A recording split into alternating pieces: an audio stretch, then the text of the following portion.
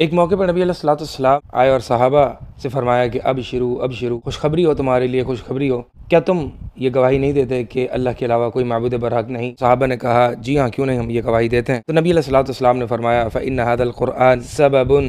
طرفه بيد الله وطرفه بأيديكم فتمسكوا به فإنكم لن تضلوا ولن تهلكوا بعده أبدا۔ فرمایا کہ یہ قرآن ایک رسی ہے اور اس کا ایک کنارہ اللہ کے پاس ہے، اللہ کے ہاتھ میں ہے، اور ایک کنارہ تمہارے ہاتھ میں ہے، لہٰذا تم اس رسی کو پکڑ کے رکھو، کیونکہ اگر تم اس رسی کو پکڑ کے رکھو گے تو اس کے بعد کبھی گمراہ نہیں ہوگے اور اس کے بعد کبھی بھی ہلاک نہیں ہوگے۔ اس لیے پتہ چلتا ہے کہ اگر ایک انسان اپنے رب سے تعلق مضبوط کرنا چاہتا ہے اور گمراہی سے بچنا چاہتا ہے، صراط مستقیم پر ڈٹ کر استقامت کے ساتھ چلنا چاہتا ہے، تو اسے چاہیے قرآن کو لازم پکڑے، قرآن کو زیادہ سے زیادہ ٹائم دے۔ قرآن کو صرف تلاوت میں نہیں، قرآن کے دیگر حقوق بھی ہیں، اس کو تلاوت بھی کرنی ہے، اس کو سمجھ کے پڑھنا بھی ہے، اس کو پڑھانا بھی ہے اور اس پر غور و فکر بھی کرنا ہے۔ یہ قرآن کے کچھ حقوق ہیں، اس کو نمازوں میں بھی پڑھنا ہے،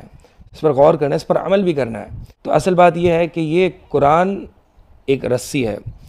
ایک کنارہ اس کا مخلوق کے ہاتھ میں جو پڑھنے والا ہے اور ایک کنارہ اللہ کے ہاتھ میں ہے، یعنی بیچ میں کوئی واسطہ نہیں ہے۔ اللہ سے بغیر کسی واسطے کے ڈائریکٹ تعلق اگر قائم کرنا ہے، گویا کہ ایک کنورزیشن ہے۔ اگر تم قرآن پڑھتے ہو تو یہ اللہ تعالیٰ کا کلام ہے، گویا کہ اللہ تعالیٰ آپ سے مخاطب ہے، اور ایک انسان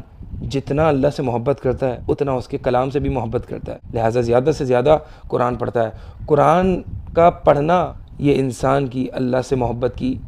دلیل ہے، کیونکہ جس سے محبت کی جاتی ہے اس کی بات کو بھی پسند کیا جاتا ہے، اس کو سننا بھی پسند کیا جاتا ہے، اس کے کلام سے محبت ہوتی ہے۔ لہٰذا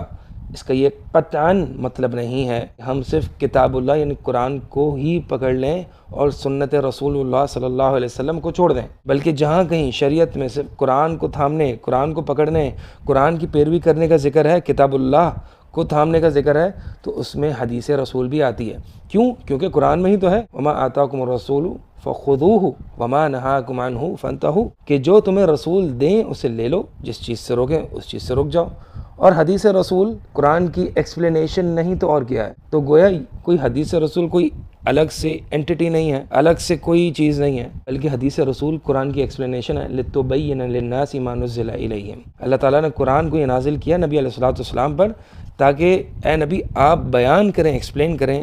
ان لوگوں پر جن پر قرآن نازل ہوا ہے۔ تو اس کا مطلب یہ ہے، اس کنکلوژن پہ ہم پہنچ سکتے ہیں کہ قرآن اور حدیث یہ دو چیزیں اگر ایک انسان تھام لے مستقل طور پر، جس طرح سے قرآن کا ڈیلی جز ایک انسان پڑھتا ہے، ایک پورشن انسان اپنے لیے پڑھتا ہے، کچھ پورشن تلاوت کے لیے رکھے، کچھ پورشن سمجھنے کے لیے رکھے، کچھ پورشن غور و فکر کے لیے رکھے، اور اسی طرح حدیث کا بھی معاملہ ہے، کچھ پورشن حدیث رسول صلی اللہ علیہ وسلم